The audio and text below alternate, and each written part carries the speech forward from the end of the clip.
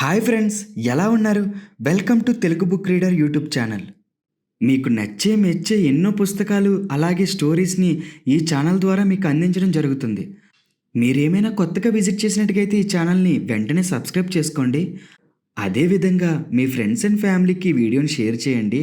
ఒక like comment కొట్టండి. చెప్పడం మర్చిపోయాను, మీరు నాతో ఏదైనా మాట్లాడాలనుకుంటే డిస్క్రిప్షన్లో అదేవిధంగా కమెంట్ సెక్షన్లో ఈ ఛానల్కి సంబంధించిన ఇన్స్టాగ్రామ్ యొక్క పేజ్ లింక్ని ప్రొవైడ్ చేయడం జరిగింది. అక్కడికి వెళ్ళి నన్ను మీరు ఫాలో అవ్వండి. చివరిగా ఇంకొక మాట, ఈ పుస్తకాన్ని కానీ మీరు కొనుక్కుని చదువుకుని ఎక్స్పీరియన్స్ చేయాలి అనుకుంటే స్క్రీన్ మీద అలాగే డిస్క్రిప్షన్లో కూడా ఈ పుస్తకానికి సంబంధించిన ప్రొడక్ట్ యొక్క లింక్ని ప్రొవైడ్ చేయడం జరిగింది. అందులోకి వెళ్ళి కొనుక్కోండి. ఇంకెటువంటి ఆలస్యం చేయకుండా పుస్తకాన్ని ప్రారంభించేద్దామా? Let's go. శివపురాణం. రౌడీలంటే చిన్నప్పటి నుంచి నాకు ఇంట్రెస్ట్ ఉండేది. చిన్నప్పుడు స్కూల్లో క్లాస్ రూమ్లో పిల్ల రౌడీల దగ్గర నుంచి నేను పెరిగిన తర్వాత వీధి రౌడీల మీద కూడా నాకు చాలా ఇంట్రెస్ట్ ఉండేది. సిద్ధార్థ ఇంజనీరింగ్ కాలేజీలో బీటెక్ చేస్తున్నప్పుడు నేను ఒక టఫ్ గాయ్ అనే భావం అందరిలో ఉండేది. నిజానికి నేను ఎవరిని ఎప్పుడు కొట్టకపోయినా అవసరమైతే ఎవరినైనా ఎదుర్కోగలను అనే భ్రమ మాత్రం అందరికీ కలిగించాను. నా చుట్టూ ఉండే 6 రౌడీ కుర్రాళ్ళకి మాత్రమే ఆ విషయం తెలుసు. నిజంగా ఫైట్ జరిగితే నేను ఒక్క పంచ్ కూడా ఇవ్వలేనని. కానీ 6లో ప్రతి ఒక్కరికి నాకేమైనా ప్రాబ్లం వస్తే మిగిలిన 5 ఎంతకైనా తెగిస్తారనే అభిప్రాయాన్ని కలిగించాను. సిద్ధార్థ కాలేజీలోని రౌడీలతో నా అనుభవాల ఆధారంగానే సత్య, కంపెనీ, సర్కార్ సినిమాల్లో రౌడీల మనస్తత్వాల్ని తెరకెక్కించాను. అంతేగాని ప్రచారంలో ఉన్నట్టు అండర్వరల్డ్తో నాకున్న సంబంధాల వల్ల కాదు. శివ సినిమా ఓపెనింగ్ సీన్లో కారులో కొంతమంది స్టూడెంట్స్ని కొట్టడం అనేది మా కాలేజీలో జరిగిన సంఘటనే. ఈ సినిమాలో కనిపించే వాతావరణం అంతా నా కాలేజీ బ్యాక్గ్రౌండ్లోంచి వచ్చింది. Shiva story line Bruce Lee cinema return of the dragon నుంచి తీసుకున్నాను. బ్రూస్లీ హాంకాంగ్ నుంచి రోమ్కు వచ్చి అక్కడ చైనా రెస్టారెంట్లో పనిచేయటం, అక్కడి లోకల్ గూండాలు రెస్టారెంట్ యజమాని వేధించటం, బ్రూస్లీ వారితో పోరాటానికి దిగి రెస్టారెంట్ను కాపాడటం. ఆ పోరాటం అలా సాగుతూ చివరికి ప్రధాన ప్రత్యర్థి చెక్ నారిస్తో బ్రూస్లీ కలోజియంలో ఒంటరిగా ఫైట్ చేయటం.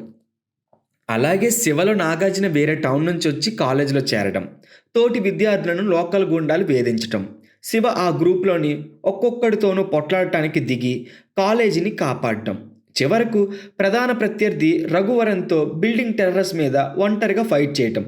Same to same story. ఇలాంటి ఒక సింపుల్ ప్లాట్ని తీసుకుని ప్రేక్షకులు అంతకు ముందెన్నడూ చూడని క్యారెక్టర్స్ను, సీన్స్ను రూపొందించాలనుకున్నాను.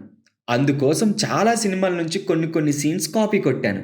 గణపతి చంద సీన్ను దిలీప్ శంకర్ కాలచక్రం నుంచి, ఒక పాటకు ముందు అమల నాగార్జునకు కాఫీ ఇచ్చే సీన్ను సంజీవ్ కుమార్ ఏదో చిత్రం నుంచి, సైకిల్ చేస్ సీన్ రాహుల్ రవైల్ అర్జున్ నుంచి, మరణించిన స్నేహితుడి తల్లి ఇన్స్పెక్టర్ను చెంప మీద కొట్టే దృశ్యం స్టీవెన్ స్పీల్స్బర్గ్ జాష్ నుంచి తీసుకున్నాను. నాకేం కావాలో విపరీతమైన క్లారిటీ ఉండటం వల్ల ఎలాంటి హడావుడి లేకుండా షూటింగ్ చాలా ఫాస్ట్గా జరిగింది. ఎడిటింగ్ ముగిసిన తర్వాత అసలు కష్టాలు మొదలయ్యాయి. మా సినిమాకు సంబంధం లేని 2 ప్రొడ్యూసర్ల వ్యక్తులకి డబుల్ పాజిటివ్ ఒక ప్రొడక్షన్ ఏర్పాటు చేశారు. వాళ్ళు సినిమా చూసి ఏమాత్రం డ్రామా లేకుండా బోరింగ్గా ఉందని పెద విరిచారు. బ్యాక్గ్రౌండ్ స్కోర్, సౌండ్ ఎఫెక్ట్స్ లేకపోవడంతో వాళ్ళకు ఒక సైలెంట్ సినిమాలా అనిపించింది. ఆ రోజుల్లో అలాంటి అండర్ ప్లే పర్ఫార్మెన్స్ ఉండకపోయేది. ఆ పరిస్థితిలో నాగార్జున నాకు పెద్ద అండలా నిలిచి బ్యాక్గ్రౌండ్ మ్యూజిక్, సౌండ్ ఎఫెక్ట్స్ నాకు నచ్చిన విధంగా చేయించుకోవటానికి పూర్తిగా సహకారం ఏర్పాటు చేశాడు. సినిమా కాపీ చూసిన డిస్ట్రిబ్యూటర్లు శివలో ఎక్కువ హింసాపూరిత దృశ్యాలున్నాయని, దానివల్ల మహిళలు, కుటుంబ ప్రేక్షకులు ఈ సినిమా చూడరని అభిప్రాయం వ్యక్తం చేశారు. ప్రేక్షకుల్లో మహిళలు, ఫ్యామిలీ ఆడియన్స్ ఎక్కువ శాతమని ఇండస్ట్రీ వర్గాల నమ్మకం. సురేంద్ర గారు, వెంకట్ గారు యావరేజ్ బిజినెస్ చేస్తుందని అనుకున్నారు. కానీ నేను మాత్రం శివ పెద్ద హిట్ అవుతుందని చెప్పాను. సినిమా విడుదలైన మొదటి రోజు వెంకట్ గారికి ఒక డిస్ట్రిబ్యూటర్ నుంచి ఒక రిపోర్ట్ అందింది. ఆడియన్స్ సినిమాను ఎలాంటి రెస్పాన్స్ లేకుండా నిశ్శబ్దంగా చూస్తున్నారని. దానికి కారణం ఏంటో మాకు అర్థం కాలేదు. ఆ రోజు సాయంత్రం అదే డిస్ట్రిబ్యూటర్ మళ్ళీ ఫోన్ చేసి చెప్పాడు, ఆడియన్స్ సినిమా నిశ్శబ్దంగా చూడటానికి కారణం వాళ్ళు స్టన్ అయిపోవడమేనని. శివ బాక్సాఫీస్ దగ్గర సంచలనాలు సృష్టించడంతో ఆంధ్రదేశంలో ప్రతి ఇంటా నా పేరు మారుమోగిపోయింది. సురేంద్ర, వెంకట్ గార్ల ఆలోచన తప్పి నా నమ్మకమే గెలవడంతో సంతోషంతో పొంగిపోయాను. గమనిక: రాత్రి సినిమా మీద నాకు శివ కంటే పెద్ద హిట్ అవుతుందనే నమ్మకం ఉండేది, కానీ అది సూపర్ ఫ్లాప్ అయ్యింది. జ్ఞాపకాల చైను. శివ గురించి కొన్ని సంగతులు. ఒరిజినల్గా సినిమాలో విలన్ పేరు శివ. నాగార్జున నేను స్క్రిప్ట్ చెప్తున్నప్పుడు తన క్యారెక్టర్కు ఆ పేరు బాగుంటుందని సజెస్ట్ చేయడంతో అలా మార్చేశాను. విజయవాడలో ఒక పేరు మోసిన రౌడీకి రాధా అనే అమ్మాయి పేరుంటాన్ని దృష్టిలో ఉంచుకుని శివలో విలన్కు కూడా ఒక అమ్మాయి పేరు భవానీ అని పెట్టాను. అమెరికన్ సినిమాటోగ్రాఫర్ మ్యాగజైన్లో స్టడీకామ్ గురించి చదివి ఒక కెమెరా అసిస్టెంట్తో దాని గురించి మాట్లాడుతున్నప్పుడు తను ఒక షాకింగ్ న్యూస్ చెప్పాడు. 4 ఏళ్లుగా చెన్నైలో స్టడీకామ్ కెమెరా ఉందని, ఇంతవరకు దాన్ని ఎవరూ వాడలేదని. ఆ తర్వాత కెమెరామెన్ గోపాల్ రెడ్డితో ఆ విషయం చర్చించాను. ఆయన స్టడీ క్యామ్ని ఉపయోగించడానికి అంతగా ఆసక్తి చూపలేదు. దానికి 2 కారణాలు చెప్పారు. మొదటిది ఫోకస్ కంట్రోల్ చేయలేమని, 2 ఫ్రేమ్ సెంటర్ చేయటం సాధ్యం కాదని. చేస్ సీన్కు ఈ 2 అంత ముఖ్యం కాదని గోపాల్ రెడ్డితో మాట్లాడి ఒప్పించాను. స్టడీ క్యామ్ను ఉపయోగించిన మొదటి డైరెక్టర్గా నా పేరు నిలిచిపోయింది. శివ రిలీజ్ తర్వాత ఏడాదిలో 10 స్టడీ క్యామ్లు ఇంపోర్ట్ అయ్యాయి. అంతకుముందు 4 ఏళ్ల నుంచి ఎవరూ వాడకుండా అది చెన్నైలో ఉందన్న విషయాన్ని మర్చిపోకూడదు. కొత్త టెక్నాలజీలకి ప్రజలెప్పుడూ ఆమడ దూరంలో ఉంటారు. దాన్ని తీవ్రంగా ప్రతిఘటిస్తారు. దాన్ని ఇంకెవరైనా వాడేదాకా ఎదురు చూస్తుంటారు. శివలో చాలా ఫైట్ సీక్వెన్స్లు నేనే డిజైన్ చేశాను. రాజు అనే ఫైట్ మాస్టర్ ఆ రోజుల్లో ఇండస్ట్రీలో టాప్ పొజిషన్లో ఉన్నాడు. అతను చేసినవి నచ్చక ఆ బాధ్యత నేనే తీసుకున్నాను. ఒకసారి శివను గమనిస్తే నాగార్జున ఎక్కువగా మొహం మీద పొత్తి కడుపులో పంచులిస్తుంటాడు. ఎందుకంటే బాక్సింగ్లో నేను నేర్చుకున్నవి ఆ 2. దర్శకుడిగా మొదటిసారి ముంబైలోని ఒక తెలియని వ్యక్తి నుంచి కాంప్లిమెంట్ అందుకున్నాను. చెన్నైలో సినిమా పరిశ్రమ స్ట్రైక్ చేస్తున్న మూలాన ఇళయరాజా ముంబైలో శివ బ్యాక్గ్రౌండ్ మ్యూజిక్ చేశారు. బ్యాక్గ్రౌండ్ మ్యూజిక్ జరుగుతుండగా ఒక వైలిన్ ప్లేయర్ నా దగ్గరకు వచ్చి ఈ సినిమా అద్భుతం అన్నాడు. అతడి పేరు ఇస్మాయిల్ దర్బార్. ఆయనే ఆ తర్వాత హమ్ దిల్ దే చుకే సనం, దేవదాస్ సినిమాలకు సంగీతం అందించాడు. శివ జేడీల ఫస్ట్ ఫైట్ ఫుట్బాల్ ఆట బ్యాక్గ్రౌండ్లో ప్లాన్ చేద్దాం అనుకున్నాను. ఉమెన్ పార్ట్ 2 డామియన్లోంచి ఈ సీన్ ఇన్స్పైర్ అయ్యాను. కానీ దీనికి వెంకట్ గారు అంతగా స్పందించలేదు. దాంతో సైకిల్ చైన్ ఐడియాతో వచ్చాను. ఇది వెంకట్ గారికి కనెక్ట్ అయ్యింది. ఇంటికి వెళ్ళి సైకిల్ చైన్ లాగుదామని ప్రయత్నించాను. సాధ్యం కాలేదు. గట్టిగా లాగితే నా చెయ్యి ఊడి వస్తుందేమో కానీ చైన్ తెగదని అర్థమైంది. కానీ ఆ సీన్ సినిమాలో వాడకుండా ఉండలేకపోయాను. ఎందుకంటే అది డెఫినెట్గా పండుతుందని నా నమ్మకం. చైన్ తెగుతుందా తెగదా అని జనంలో ఇప్పటి వరకు ఎవరు ప్రయత్నించుండరు. ఆ నమ్మకం మీద ఛాన్స్ తీసుకుందామని డిసైడ్ అయిపోయి ఛాన్స్ తీసేసుకున్నాను. నా ప్లాన్ ఫలించింది. ఎంత ఫలించిందంటే 20 ఏళ్ల తర్వాత కూడా ఇప్పటికీ చాలామంది మేం శివ చూసి సైకిల్ చైన్ను ఆయుధంలో వాడుకున్నామని చెప్పుకుంటారు. అది కేవలం వాళ్ళ ఊహ అని నాకు తెలుసు. ఎందుకంటే చేత్తో సైకిల్ చైన్ తెంచడం సాధ్యం కాదని నాకు తెలుసు. ఇక రెండోది, సైకిల్ చైన్ను నిజంగా ఆయుధంగా వాడలేం. ఒకవేళ సైకిల్ చైన్తో ఎవరినైనా కొట్టడానికి ప్రయత్నిస్తే అది వెనక్కి వచ్చి విసిరిన వాళ్ళకి తగులుతుంది. శివ జ్ఞాపకాల గురించి, ప్రత్యేకంగా సైకిల్ చైన్ గురించి ఎవరైనా మాట్లాడితే నేను చేసిన మోసానికి నాలో నేను చాలాసార్లు నవ్వుకుంటూ ఉంటా కానీ సైకిల్ చైన్ ఇంకా వాళ్ళ మనసులో తాకుతున్నందుకు చాలా గర్వంగా కూడా ఫీల్ అవుతా. ఆలోచన యోధుడు. పంజాగుట్ట కాలనీలో మా కుర్రాళ్ళందరం దాని ట్రైలర్ చూసినప్పటి నుంచి సినిమా కోసం ఎంతగానో ఎదురు చూసాం. ఆ సినిమా పేరు ఎంటర్ ద డ్రాగన్. అందులో హీరో బ్రూస్లీ. అంతకుముందు నేను ఎన్నడూ కెరాటే, కుంఫు లాంటి మాటలు వినలేదు. కానీ ఆ సినిమాలో బ్రూస్లీ చేసిన ఫైట్స్ చూస్తే దిమ్మ తిరిగిపోయింది. బ్రూస్లీ నన్ను కనికట్టు చేశాడన్నా, అతడి పట్ల నాకు భయభక్తులు కలిగాయన్నా కూడా తక్కువ చెప్పినట్టే అవుతుంది. అంతగా అతడి విన్యాసాలు నాకు విస్మయం కలిగించాయి. నారాయణగోడ్లోని శ్రీనివాస థియేటర్కు 7 కిలోమీటర్ల దూరం సైకిల్ తొక్కుకుంటూ వెళ్తూ అక్షరాల 17 సార్లు ఆ సినిమా చూశాను. ఆ తర్వాత బ్రూస్లీ మరో cinema return of the dragon. అయితే సికింద్రాబాద్లోని సంగీత్ థియేటర్లోని, అమీర్పేట్లోని సత్యం థియేటర్లోను ఏకంగా 23 సార్లు చూశాను.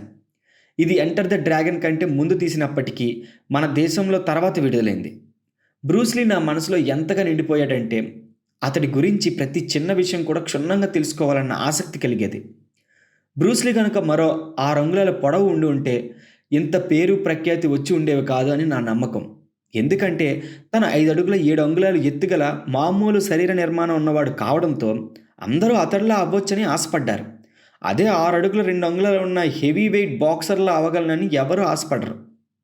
ఎందుకంటే వాళ్ళు ఎత్తు అసామాన్యం, ఒక విధంగా అవాస్తవం. కానీ ఒక సామాన్యుడి సైజు బ్రూస్లీకి సమంగా ఉంటుంది. అందుకే బ్రూస్లీ అందరికీ అందుబాటులో ఉన్నట్టు కనిపించాడు. ఎంటర్ ది డ్రాగన్ విడుదల తర్వాత ప్రపంచవ్యాప్తంగా కొన్ని లక్షల మంది మార్షల్ ఆర్ట్స్ స్కూల్లో చేరటానికి పరుగులు పెట్టారు. అందులో నేను ఒక్కడిని. బ్రూస్లీ ఒక అందమైన కళ. నేను నాలాంటి ఎంతోమంది తప్పకుండా నిజమవుతుందని నమ్మిన కళ. ఆ సినిమాలో బ్రూస్లీని చూపించినట్లుగానే మేం కూడా కఠినంగా శ్రమిస్తే ఖచ్చితంగా అలా కాగలమని ప్రగాఢంగా నమ్మాం. అయితే ఎంతో ఆరంభ సూరత్వంతో ప్రారంభమైన నా మార్షల్ ఆర్ట్స్ శిక్షణ కొన్ని క్లాసుల తర్వాత కుంటుపడింది. బ్రూస్లీ కావడం అటుంచి ఆయన దరిదాపుల్లోకి వెళ్ళడం కూడా అసాధ్యమని అర్థమైంది. దాంతో బ్రూస్లీ కావాలన్న నా కలను వదిలేసి ఫిలిం మేకింగ్ రంగంలో స్థిరపడ్డాను. ఇందులో నొప్పి తక్కువ, సులువు ఎక్కువ. అయితే ఆ కళను పక్కన పెట్టిన బ్రూస్లీ మీద చేసిన అధ్యయనం వ్యక్తిగతంగాను నా సినిమాలపైన ఎన్నో రకాలుగా ప్రభావం చూపింది. చాలామందికి తెలియని విషయం ఏమిటంటే లీ ఫైటరే కాదు, ఒక ఫిలాసఫర్ కూడా. లీ అంటాడు, చాలా కాలంగా స్థిరపడిపోయిన వ్యూహాలను బ్రేక్ చేయగలగడమే యుద్ధకళను అర్థం చేసుకోవటంలో మొదటి మెట్టు. ఏ పరిధిలోనూ ఎమడకపోవడమే నిజమైన భావ ప్రకటన స్వేచ్ఛ. గతంలో ఎంతోమంది గొప్పవాళ్ళు ఎన్నో గొప్ప యుద్ధ రీతుల్ని రూపొందించి ఉండవచ్చుగాక. వాళ్ళు ఎంతో వివేకవంతమైన మార్మికమైన యోగులు కావచ్చు. కానీ ఆ విన్యాసాల్ని ఇతరులు క్రమంగా మెరుగుపెట్టకుండా రావటం, కొత్త శైలిని, సొగసును అడ్డంగా జరిగాయి. కాబట్టి పాత వ్యూహాలని బెస్ట్ ప్రమాణంగా భావించనక్కర్లేదు. ఎప్పుడో తీర్చిదిద్దిన వాళ్ళకంటే ఇప్పుడు బ్రతికున్నవాడు భిన్నంగా ఆలోచించేదానికే ఎక్కువ ప్రాధాన్యం ఉండాలి. ఒక మనిషి భిన్నంగా ఉండటంలో ఏ తప్పు లేదని ఈ మాటలు నాకు విశ్వాసం కలిగించాయి. విభిన్నంగా ఉండటం అంటే స్వతంత్రంగా ఉండటమే. స్వతంత్ర వ్యక్తిత్వం ఉన్న మార్షల్ ఆర్టిస్ట్ను ఎలానో కాలేకపోయాను. కనీసం అలాంటి మనిషిగా, అలాంటి ఫిలిం మేకర్నైనా ఉందామని నిర్ణయించుకున్నాను. నాకు అన్ని శైలులు ఉన్నాయి, ఏ శైలి లేదు అన్నాడు బ్రూస్లీ. అలాగే నా సినిమాల్లో అన్ని శైలులు ఉంటాయి, ఏ శైలి ఉండదు. బ్రూస్లీకి అర్థమైంది. తన దగ్గర ఉన్న విద్యకు ఒక తాత్విక కోణం జత చేసి చెబితే తనకి ఎక్కువ లబ్ధి కలుగుతుందని. అంతే తప్ప ఎదుటివాడి ముఖం మీద పిడిగుద్దులు కొద్దడంలోనో ఎదురు దెబ్బలు తినటంలోనో కాదని. బ్రూస్లీని అర్థం చేసుకోవటంలో పొరపడ్డామో, సరిగ్గా ఊహించామో అలాగే ఉండనియండి. నా విమర్శకులు, నన్ను నిందించే వాళ్ళు అనేదేమిటంటే ప్రేక్షకుల మీద నా సినిమాల కన్నా నా ఆలోచన ధోరణి కలుగజేసే ప్రభావం ఎక్కువని. మంచైనా చెడైనా ఒక చేత కన్నా దాని వెనుక ఉన్న ఆలోచన ఎప్పుడైనా ఎవరికైనా తాకేది. పనికొచ్చేది గ్రహించు, పనికిరానిది వదిలిపెట్టు అంటాడు మావో. దీనికి బ్రూస్లీ అదనంగా ఈ మాట చేర్చాడు, నీకు మాత్రమే ప్రత్యేకమైన దాన్ని దానికి కలుపు. ఇది కూడా నా ఆలోచన ధోరణిలో చోటు చేసుకుంది. మనిషికి అత్యావశ్యకమైన స్వీయ అస్తిత్వానికి సంబంధించిన క్రమశిక్షణ గురించి బ్రూస్లీ ఈ కవితను ఉదాహరించేవాడు. నా టేబుల్ మీద ఉన్నదో వైలిన్ తీగ. పూర్తి స్వేచ్ఛగా దాని ఒక కొనను మెలిపెట్టాను. అది స్పందించింది. ఇప్పుడు అది స్వేచ్ఛగానే ఉంది. కానీ అది దేనికోసం ఉన్నదో ఆ పని చేయడానికి దానికి ఇప్పుడు స్వేచ్ఛ లేదు. అది సంగీతాన్ని సృష్టించాలి. అందుకని దాన్ని నేను తీసుకుని నా వైలిన్కు బిగించాను. దాని ప్రాణాలు పోయినట్టుగా గట్టిగా లాగి కట్టాను. ఇప్పుడు ఇది నిజమైన స్వేచ్ఛ కలిగి ఉంది, ఒక వైలిన్ తీగ కావాల్సిన స్వేచ్ఛ. అయితే ప్రపంచంలో అత్యంత గొప్ప బాడీ పవర్ ఉన్నవాడు, అతి గొప్ప పోరాట యోధుడు, గొప్ప ఆలోచనశీలి అయిన బ్రూస్లీ అతని మామూలుగా ఒక పెయిన్ కిల్లర్ను వేసుకోవడంతో రియాక్షన్ వచ్చి చనిపోవడాన్ని నేను జీర్ణించుకోలేకపోయాను. అతడు చనిపోయినప్పటి నా మనోవేదనను ఎప్పటికీ మర్చిపోలేను. ఆ మరణం ఎప్పటికీ నాకు నమ్మలేని నిజం. ఇంకో విధంగా చెప్పాలంటే బ్రూస్లీ నాకు చేసిన నమ్మక ద్రోహం. లేకపోతే ఏమిటి, అలాంటి మనిషి కేవలం 32 ఏళ్లవాడు అలా చనిపోవడం నన్ను నిలువున కంపింపజేసింది. అయితే లోతుగా ఆలోచించిన కొద్దీ ఒక విషయం మాత్రం స్పష్టమైంది. ఎన్ని రకాలుగా ఎవడు ఎందరికి ప్రేరణ కలిగించిన వాడైనప్పటికీ, ఎంతమంది పరిపూర్ణతకు నమూనాగా నిలబడిన వాడినప్పటికీ చిట్ట చివరకు చనిపోవాల్సిందే. నా మీద బయటకు కనిపించే బ్రూస్లీ ప్రభావం గురించి సింపుల్గా చెప్పాలంటే, తనే దర్శకత్వం వహించిన రిటర్న్ ఆఫ్ ద డ్రాగన్ ఇతివృత్తాన్ని నా మొదటి సినిమా శివ కోసం అనుసరించడమే. మార్షల్ ఆర్ట్స్ సినిమా కాకపోయినప్పటికీ బ్రూస్లీ భావోద్వేగ శైలిని ఆ సినిమా యాక్షన్ సీన్స్లో నేను అనుకరించాను. నాకు తెలిసినంత వరకు ఫైట్ సీక్వెన్స్లో ఎమోషన్ ఎలా తీసుకురావాలో అర్థమైన ఏకైక యాక్షన్ కొరియోగ్రాఫర్ బ్రూస్లీ. ఆయన చావుకు ఎంతగానో దుఃఖించానని ఎంతసేపు చెప్పిన వాడిని ఈ ఒక్క విషయం చెబితే మీకు చాలా క్రూరంగా అనిపించవచ్చు. ఒక విధంగా బ్రూస్లీ 32 ఏళ్ల వాడిగా 1973లో చనిపోవటం నాకు చాలా ఆనందమే. ఎందుకంటే ఇప్పుడు 2010లో 70 ఏళ్ల ముసలి బ్రూస్లీని చూసే గత్యంతరం నుంచి తప్పించుకున్నందుకు. గమనిక: పేజీ నెంబర్ 262 ఫోటోలో నా బ్రూస్లీ పోజ్ చూసి దయచేసి నవ్వకండి. అసిస్టెంట్కి అసిస్టెంట్. శివ ఓపెనింగ్ షాట్ ఎలా ఉండాలనే దాని మీద నేను షూటింగ్ మొదలు పెట్టడానికి చాలా రోజుల ముందు నుంచి కూడా చాలా విపరీతమైన స్పష్టతతో ఉండేవాడిని. కాలేజ్ బోర్డ్ సజెషన్లో కెమెరా పెట్టి నెమ్మదిగా క్రేన్ కిందకు డౌన్ చేస్తూ గేటు ముందు సడన్గా ఆగిన కారు టైర్ క్లోజప్కి కెమెరాను ప్లాన్ చేయాలని నా ఆలోచన. శివ ప్రీ ప్రొడక్షన్ టైం నుంచి నేను ప్రతిరోజు పదే పదే ఆ షాట్ చెప్పడంతో విసిగెత్తిన నా అసిస్టెంట్ శివనాగేశ్వరరావు స్క్రిప్ట్ దశలో అనుకున్న వాటికి పర్మనెంట్గా ఫిక్స్ అవ్వకూడదని, షూటింగ్ టైంలో చాలాసార్లు ప్రాక్టికల్గా సాధ్యం కాకపోవచ్చునని నాకు క్లాస్ పీకాడు. College board crane height mismatch అయ్యే అవకాశం ఉందనే పాయింట్ను శివనాగేశ్వరరావు లేవనెత్తాడు. ఒకవేళ బోర్డ్ క్రేన్ హైట్ కన్నా చాలా హైట్గా ఉండి కెమెరాను టిల్ట్ అప్ చేయవలసి వస్తే కాలేజ్ కాకుండా ఫ్రేమ్లో ఆకాశం కనిపిస్తుంది అవకాశం ఉంది. ఒకవేళ బోర్డు మరీ కిందకు ఉంటే కాలేజ్ కాకుండా కేవలం గ్రౌండ్ మాత్రమే కనిపించే అవకాశం ఉంది. అది వినడానికి సింపుల్గా అనిపించిన లొకేషన్లో షూటింగ్ చేయడం ఒక్కొక్కసారి ఎంత కష్టతరం ఉండటానికి అవకాశం ఉందో తను నాకు తెలియజెప్పిన తొలి పాఠం అది. మనం మనసులో అనుకున్న దానికి ప్రాక్టికల్గా తీయడానికి మధ్య ఉన్న రేఖ చాలా బలమైనది. నాగేశ్వరరావు సలహా దృష్టిలో ఉంచుకొని ఆర్ట్ డైరెక్టర్తో మాట్లాడి కావలసిన ఎత్తుకు కాలేజ్ బోర్డును ముందుగానే అడ్జస్ట్ చేయించాను. శివనాగేశ్వరరావు నాకు శివ సినిమాకు అసిస్టెంట్, కానీ తరణి డైరెక్ట్ చేసిన రావుగారిల్లు సినిమాకు శివనాగేశ్వరరావు చీఫ్ అసిస్టెంట్. నేను ఆ సినిమాకి శివనాగేశ్వరరావుకి అసిస్టెంట్ని. రావుగారిల్లో నేను ప్రొడ్యూసర్ రికమెండేషన్ క్యాండిడేట్ని కాబట్టి నాకు ఏమైనా ఇంపార్టెంట్ పనులు ఇవ్వడానికి నాగేశ్వరరావు అంతగా నన్ను విశ్వసించలేకపోయాడు. కానీ షూటింగ్ జరుగుతున్న ప్రాసెస్లో నాతో జరిగిన చాలా డిస్కషన్ల మూలాన నేను ప్రొడ్యూసర్ క్యాండిడేట్ అనే అర్హత కన్నా ఇంకొంచెం ఎక్కువేనని అర్థం చేసుకున్నాడు. శివను డైరెక్ట్ చేసే ఛాన్స్ రాగానే నా చీఫ్ శివనాగేశ్వరరావును నాకు అసిస్టెంట్గా రమ్మని రిక్వెస్ట్ చేశాను. శివనాగేశ్వరరావు, కృష్ణవంశీ, తేజ, ఉత్తేజ్ శివకు అసిస్టెంట్ డైరెక్టర్స్. కృష్ణవంశీ, ఉత్తేజ్ ఇద్దరిని శివనాగేశ్వరరావే నాకు రికమెండ్ చేశాడు. శివ తీయటానికి బ్రేక్ కోసం నేను ఎదురు చూస్తూ ఆ మధ్యలో కాలం గడపడానికి రావుగారిల్లు సినిమాకు పనిచేశాను. ఆ సమయంలో ప్రొడ్యూసర్స్ వెంకట్, సురేంద్రలు నాతో చాలా ఇంప్రెస్ అయ్యారు కాబట్టి సెట్లో డైరెక్టర్ కంటే ఎక్కువ ఇంపార్టెన్స్ నాకు ఇచ్చేవాళ్ళు. దాంతో డైరెక్టరే కాదు, అసిస్టెంట్ డైరెక్టర్స్ అందరూ కూడా నన్ను అదోలా చూసేవాళ్ళు. నేను నా ఇంగ్లీష్ ప్రావీణ్యంతో, నాలెడ్జ్తో ప్రొడ్యూసర్ను బుట్టలో వేసుకున్నానని వాళ్ళు అనుకునేవాళ్ళు. నిజంగానే నా ఆలోచన ధోరణి, నా మాటలు నాకు అలాంటి ఛాన్స్ రావడానికి చాలా వరకు తోడ్పడ్డాయి. ఆ రోజుల్లో ఒక అసిస్టెంట్ డైరెక్టర్ ఇంగ్లీష్లో మాట్లాడటం చాలా అరుదు. అదే వాళ్ళ భయానికి కారణమైంది. ఇంగ్లీష్ సినిమాల పట్ల నాకున్న జ్ఞానం అన్నపూర్ణ స్టూడియోలో ఓ మూలపడి నేను తప్ప ఇంకెవ్వరూ దుమ్ము కూడా దులపని అమెరికన్ సినిమాటోగ్రాఫర్ పుస్తకాల నుంచి నేను తెలుసుకున్న ఫిల్మ్ మేకింగ్ టెక్నిక్స్ నేను వాళ్ళకు వివరించేటప్పుడు వాళ్ళని విపరీతంగా భయపెట్టేవి.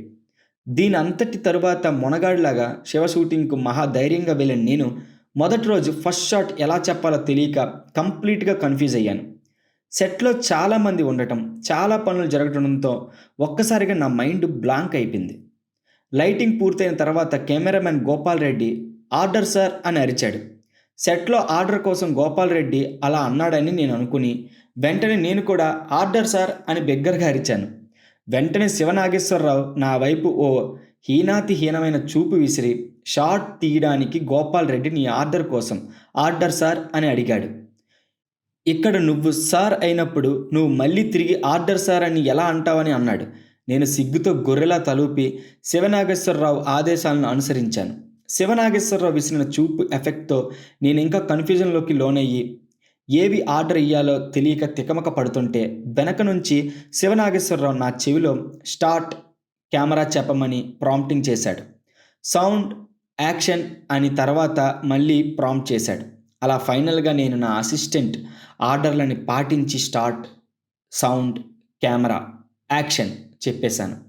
ఆ టైంలో నేను నా అసిస్టెంట్కి అసిస్టెంట్గా ఫీల్ అయ్యాను. గమనిక, తరువాత నేను శివనాగేశ్వరరావుని దర్శకుడిగా పెట్టి మనీ సినిమాని నిర్మించాను. అతిపెద్ద థ్రిల్.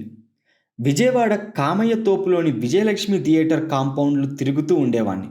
ఒకరోజు కూడా మిస్ కాకుండా విజయలక్ష్మి థియేటర్లో ఏదో ఒక సినిమా చూసేవాణ్ణి. చాలాసార్లు చూసిన సినిమానే మళ్ళీ మళ్ళీ చూస్తుండేవాణ్ణి. విపరీతంగా ఆ సినిమాలను స్టడీ చేసేవాణ్ణి. ఆ విజయలక్ష్మి థియేటర్ కుడి పక్కనే ఉన్న రూమ్లో అద్దెకుండేవాణ్ణి నేను. ప్రతిసారి టికెట్ కొనడానికి డబ్బులు లేకపోవడంతో సంచార జీవిలా థియేటర్ చుట్టూ తిరుగుతూ అక్కడి క్యాంటీన్లో టీ తాగుతూ బిస్కెట్లు తింటూ గడిపేవాణ్ణి. క్యాంటీన్ అతనికి ఇవ్వడానికి డబ్బులు లేకపోతే అక్కడ ఖాతా పెట్టా. అప్పుడప్పుడు టికెట్ కొనడానికి డబ్బు లేక తన దగ్గర అప్పు కూడా తీసుకునేవాడిని. ఆ క్యాంటీన్ ఓనర్ నా మీద జాలి, చిరాకు ఏకకాలంలో ప్రదర్శించేవాడు. కాలేజ్ టైంలో కూడా థియేటర్ దగ్గర తిరుగుతుండటం థియేటర్ మేనేజర్ చాలాసార్లు గమనించాడు. ఆయన ముఖంలో నా పట్ల ఓ రకమైన యావగింపు, అసహ్యం కనిపించేవి. ఒకరోజు నన్ను పట్టుకుని డైరెక్ట్గా, నీ ప్రవర్తన పట్ల నువ్వు చాలా సిగ్గుపడాలి అని తిట్టాడు. నీ కోసం అహర్నిశలు కష్టపడుతూ నీ భవిష్యత్తు మీద ఎన్నో ఆశలు పెట్టుకున్న మీ తల్లిదండ్రుల గురించి ఏమాత్రం ఆలోచించకుండా చదువుని నిర్లక్ష్యం చేసి థియేటర్ దగ్గర కాలక్షేపం చేయటం సరైంది కాదని ఆలోచించుకోమని చెప్పాడు. ఆయన ఇచ్చిన క్లాసు నన్ను కేవలం 2 రోజుల వరకే థియేటర్ దరిదాపులకు వెళ్లకుండా చేసింది. ఆ తర్వాత మళ్ళీ మామూలే. కుక్కతో ఒక వంకర సామెత తెలుసు కదా. థియేటర్ దగ్గర నేను కనిపించినప్పుడల్లా మేనేజర్ చాలా చిరాగ్గా చూసేవాడు. ఆ తర్వాత తన టైం నా కోసం వృధా చేయడం అంత పనికిమాలిన పని ఇంకొకటి లేదనుకుని నన్ను పట్టించుకోవడం మానేశాడు. దాదాపు 4 ఏళ్ల పాటు విజయలక్ష్మి థియేటర్ నాకు రెండో ఇల్లు అనటం కరెక్ట్. కొన్నిసార్లు థియేటర్లో సినిమా చూస్తుండేవాడిని, కొన్నిసార్లు కాంపౌండ్లో పోస్టర్లు చూస్తుండేవాడిని. టికెట్ కొనడానికి డబ్బులు లేనప్పుడు రాత్రిపూట థియేటర్ వెనుక నిలబడి లోపల నుంచి వచ్చే సౌండ్స్ వింటూ గడిపేవాడిని. విజయవాడ నుంచి వచ్చేసిన కొన్నేళ్లకు నేను డైరెక్టర్ అయ్యాను. నా మొదటి cinema Shiva block buster hit అవడంతో థియేటర్స్లో ప్రేక్షకుల రియాక్షన్ చూడటానికి డిస్ట్రిబ్యూటర్ ఆహ్వానంతో మళ్ళీ చాలా ఏళ్ల తర్వాత విజయవాడ వెళ్ళాను. శివ ఏ థియేటర్లో నడుస్తుందని అడిగితే ఆయన చెప్పిన పేర్లలో విజయలక్ష్మి కూడా ఉంది. ఒక పాత ప్రేమికురాలి పేరు విన్న టైపులో నా గుండె జల్లుమంది. నేను అక్కడే చూస్తానని డిస్ట్రిబ్యూటర్కి చెప్పాను. విజయవాడలో నేను దిగిన హోటల్ నుంచి విజయలక్ష్మి థియేటర్కు 7 కిలోమీటర్ల దూరం. ఆ దారిలో ఎయిర్ కండిషన్ కారులో ప్రయాణిస్తుంటే పాత జ్ఞాపకాలు ఉప్పెనలా మనసుకు తాకాయి. ఇదే రూట్లో కిక్కిరిసిన బస్సుల్లో ప్రయాణించటం, బస్ టికెట్ కొనుక్కోవటానికి డబ్బులు లేక చాలాసార్లు నడిచి వెళ్ళటం గుర్తుకొచ్చాయి. మధ్యలో డిస్ట్రిబ్యూటర్ థియేటర్కు ఫోన్ చేసి రామ్ గోపాల్ వర్మ దారిలో ఉన్నారని చెప్పాడు. మేము అక్కడికి వెళ్ళేసరికి థియేటర్ ప్రాంగణం అంతా జనంతో నిండిపోయి ఉంది. థియేటర్ ఓనర్ తన కుటుంబంతో కలిసి వచ్చి నా మెడలో పూలదండ వేయగానే చప్పట్ల మోత మోగింది. ప్రొప్రైటర్ అతడి మిత్రులతో నా వైపు షాకింగ్గా, అపనమ్మకంగా చూస్తూ ఉన్న ఓ ముఖం కనిపించింది. అది అప్పుడు నాకు క్లాస్ పీకిన మేనేజర్ది. అంతకుముందు ఆయనకు నా ముఖం తప్ప నా పేరు తెలీదు. ఒక పనికిరాని వాడుగా ఆయన మనసులో నిలిచిపోయిన నేను ఈ సినిమాను డైరెక్ట్ చేస్తానని ఎంతమాత్రం ఊహించలేకపోయాడు. ఒక అపరాధ భావనతో కూడిన గర్వమైన చిరునవ్వుతో ఆయన వైపు చూశాను. ఇంతలో ఓనర్ నన్ను థియేటర్లోకి తీసుకెళ్తూ క్యాంటీన్ నుంచి నాకేమైనా తెప్పించమని మేనేజర్ని పురమాయించాడు. వెనక్కి తిరిగి క్యాంటీన్ వైపు చూడగానే జనంలోంచి నా వైపు తదేకంగా చూస్తూ కళ్ళల్లో ఆనంద బాష్పాలు నింపుకుంటున్న నాకు అప్పిచ్చే క్యాంటీన్ ఓనర్ కనిపించాడు. అతన్ని చూడగానే నేను అతడికి 40 రూపాయలు బాకీ ఉన్నానన్న విషయం గుర్తొచ్చి పశ్చాత్తాపడ్డాను. నేను వెంటనే ఆ డబ్బు అతడికి ఇమ్మని, అతడు అడిగితే ఇంకా ఇమ్మని నా వాళ్ళకు చెప్పాను. అతడు డబ్బు తీసుకోవడానికి నిరాకరించాడని, నాతో ఒక ఫోటో మాత్రం దిగాలని ఆశపడుతున్నాడని మా వాళ్ళు చెప్పారు. నేను అతడితో క్యాంటీన్ కౌంటర్ వెనక నిలబడి ఒక ఫోటో దిగాను. సినిమా చూసి థియేటర్లోంచి బయటకు వస్తున్నప్పుడు చుట్టూ చూశాను. ప్రేక్షకుల గుంపులో ఉన్న మేనేజర్ దగ్గరికి వెళ్ళాను. ఇంకా షాక్లో ఉన్న ఆయన నన్ను ఒక దయ్యాన్ని చూసినట్టు చూస్తూ షేక్ హ్యాండ్ కోసం నేను చేయి చాపగానే నన్ను గట్టిగా కౌగిలించుకున్నాడు. విజయలక్ష్మి థియేటర్ కాంపౌండ్లో ఆ మేనేజర్ నన్ను ఆప్యాయంగా కౌగిలించుకున్న క్షణం నా జీవితంలో నాకు అతిపెద్ద థ్రిల్. గమనిక, రాత్రి సినిమాలోని ప్రారంభ దృశ్యంలో రేవతి బస్సు దిగే సీను కామయ్య తోపులో తీశాను. ఆ ప్రదేశానికి గౌరవార్థం అలా చేశాను. పైగా ఆ సీన్కు సంబంధించిన ఆలోచన మొదట నా మనసులో మెదిలింది విజయలక్ష్మి థియేటర్ కాంపౌండ్లోనే. చిట్టీస్ బార్. నా ఫ్లాప్ సినిమాలన్నీ నేను ఇంటెన్షనల్గా తీసినవి, హిట్ సినిమాలని అనుకోకుండా సంభవించినవి. రాత్రి సినిమాను నేను ప్లాన్ చేస్తున్న సమయంలో నా కజిన్ చిట్టి నా దగ్గరికి వచ్చి హైదరాబాద్లోని మెహదీపట్నం రోడ్లో ఓ బార్ అండ్ రెస్టారెంట్ ఓపెన్ చేయాలనుకుంటున్నట్టు చెప్పాడు. మెయిన్ రోడ్డుకు అంత దగ్గరగా ఉన్న అంత పెద్ద కాలనీ చుట్టుపక్కల 5 కిలోమీటర్ల పరిధిలో ఎక్కడ మరో బార్ లేని కారణంగా అక్కడ పెడితే బిజినెస్ చాలా బాగుంటుందని చెప్పాడు. కేవలం 20 లక్షల పెట్టుబడితో మొదటి సంవత్సరంలోనే ₹1,00,00,000 సంపాదించవచ్చని కాగితం మీద లెక్కలు చూపించాడు. అతనికి ఆల్ ది బెస్ట్ చెప్పాను. బార్ స్టార్ట్ అయిన తర్వాత ₹1,00,00,000 లాభం అటుంచి బిజినెస్ లేకపోవడంతో ఏడాది కల్లా మా కజిన్ ఆ బార్ మూసేయాల్సి వచ్చింది. ఏంట్రా ఏమైంది అని అడిగితే, అది రెసిడెన్షియల్ కాలనీ కాబట్టి అక్కడ ఉండేవాళ్ళు ఎవరు దగ్గరగా ఉన్న బార్లు తాగడానికి ఇష్టపడక దూరంగా ఉన్న బార్స్కి వెళ్తున్నారు. అది ఊహించే అంతకుముందు ఎవరూ అక్కడ బార్ ఓపెన్ చేయలేదని చెప్పాడు. తను చెప్పిన కారణాలు కరెక్టే కావచ్చు, కాకపోవచ్చు, కానీ చిట్టీస్ బార్ రాత్రి సినిమా ఫ్లాప్ అవటానికి ఒకే కారణాలు. సినిమా తీయాలని డిసైడ్ చేసే ముందు అనుకున్నవన్నీ కరెక్ట్ అనిపిస్తాయి, కానీ ఫ్లాప్ అయిన తర్వాత ఇంకా కరెక్ట్ కారణాలు తెలుస్తాయి. కాకపోతే నేను సినిమా ఇండస్ట్రీలో ఉన్నాను కాబట్టి రాత్రి ఫ్లాప్ అందరికీ తెలిసింది. చిట్టి బార్ ఫ్లాప్ అవ్వటం నాకు తప్ప ఇంకెవరికి తెలియదు. ఇరాక్ యుద్ధమే తీసుకుంటే చాలా దేశాల ప్రజలు, ఆఖరికి చాలామంది అమెరికన్స్ కూడా ఇరాక్పై అమెరికా దాడిని ఖండించారు. సద్దాం హుస్సేన్ తన దగ్గర సామూహిక జనహాసన ఆయుధాలు దాచాడన్న వార్తకు సంబంధించిన విశ్వసనీయత గురించి ప్రశ్నించారు. యుద్ధంలో అమాయకులైన స్త్రీలు, పసిపిల్లలు చనిపోతారని ఆవేదన చెందారు. అంతేగాని ఇరాక్ మీద అమెరికా గెలవగలుగుతుందా అనే సందేహం ఎవ్వరికీ రాలేదు. ఊహించినట్టుగానే యుద్ధం మొదలై వారం గడిచిన తర్వాత సద్దాం, అతని కొడుకులు పారిపోయారు. పని పూర్తయింది అన్న బ్యానర్ బ్యాక్డ్రాప్గా అమెరికా అధ్యక్షుడు ఉపన్యాసం ఇచ్చాడు. కానీ అప్పటి నుంచి యుద్ధం అంతు లేకుండా కొనసాగుతూనే పోయింది. ఎలా బయటపడాలో తెలియక అమెరికా జుట్టు పీక్కుంటుంది. యుద్ధంలో 200 మంది అమెరికా సైన్యం చనిపోతే యుద్ధం తర్వాత పరిణామాల్లో దాదాపు 12,000 మంది అమెరికన్లు చనిపోయారు. ఇప్పుడు విషయం ఏమిటంటే, యుద్ధం తర్వాత పరిణామాల గురించి రాజనీతిజ్ఞులతో సహా మామూలు ప్రజలు కూడా ఎక్స్పర్ట్లు అయిపోయారు. వీధి చివర పాన్ షాప్ అతను కూడా యుద్ధంలో అమెరికా వైఫల్యాన్ని చూసి ఫూలిష్ దేశం అని కామెంట్ చేస్తాడు. ఇక సినిమాల్లోకి వస్తే నన్ను చాలామంది అగ్గిలాంటి ఫ్లాప్ ఎలా తీసావని చాలా వింతగా అడుగుతుంటాడు. ఈ ప్రశ్నలు వేసే వాళ్ళంతా ఓ విషయాన్ని అర్థం చేసుకోరు. ఒక సుదీర్ఘ క్రమంలో వేరువేరు రోజుల్లో వేరువేరు సందర్భాల్లో ఆ ప్రత్యేక పరిస్థితులకు సంబంధించిన ప్రత్యేక కారణాల వల్ల తీసుకున్న ఎన్నో నిర్ణయాల ఆధారంగా ఒక సినిమా రూపొందించబడుతుంది. ఒక ఫిలిం మేకర్ ప్రతిభావంతుడా కాదా అన్న సంగతి అటు ఉందని, వాళ్ళు ఎలాంటి టాలెంట్ ఉన్నవారైనా టాలెంట్ లేకపోయిన వారైనా ఏడాది పాటు, ఒక్కోసారి ఏళ్ల తరబడి ఒక సినిమా మీద పనిచేస్తుంటారు. కానీ ఏ మానసిక స్థాయి ఉన్న ప్రేక్షకుడికైనా అది చెత్త అని తెలుసుకోవడానికి 2 గంటలు చాలు. సినిమా ఐడియా అనుకున్నప్పటి నుంచి దాన్ని తెరకెక్కించే క్రమంలో ఉండే బోల్డ్ అనే విషయాల్లో ఎన్నో రకాల తప్పులు జరగడానికి అవకాశం ఉంటుంది. ఫిలిం మేకర్ ఆలోచన ఎప్పటిదో అయి ఉంటుంది. వేరువేరు వయసులు, వేరువేరు భావజాలాలు ఉన్న ప్రేక్షకుల ఆలోచన ఆ సినిమా థియేటర్లో ఎంటర్ అయ్యే టైముది అయి ఉంటుంది. అందుకే నేనేమంటానంటే, నా ఫ్లాప్ సినిమాలన్నీ నేను ఇంటెన్షనల్గా తీసినవి, హిట్ సినిమాలన్నీ అనుకోకుండా సంభవించినవి. జీవితంలో ఏదైనా మనం మనసా వాచా నమ్మితేనే చేస్తాం, కానీ అందులో ఏది సక్సెస్ అవుతుంది, ఏది కాదు అనేది చాలా అరుదుగా తప్ప మన ఆధీనంలో ఉండదు. నా మిత్రుడు ఒకడు ఒక అమ్మాయితో 7 సంవత్సరాల డేటింగ్ తర్వాత పెళ్లి చేసుకున్నాడు. ఆ పెళ్లి పెద్ద ఫ్లాప్ అయ్యింది. ఎందుకని అడిగితే, 7 ఏళ్ల డేటింగ్లో ఒకరికొకరు తెలియని ఎన్నో విషయాలు ఇప్పుడు కొత్తగా తెలిసాయని చెప్పాడు. సినిమాలాగే పెళ్ళి అనేది ప్రేమ తర్వాత రిలీజ్ అవుతుంది.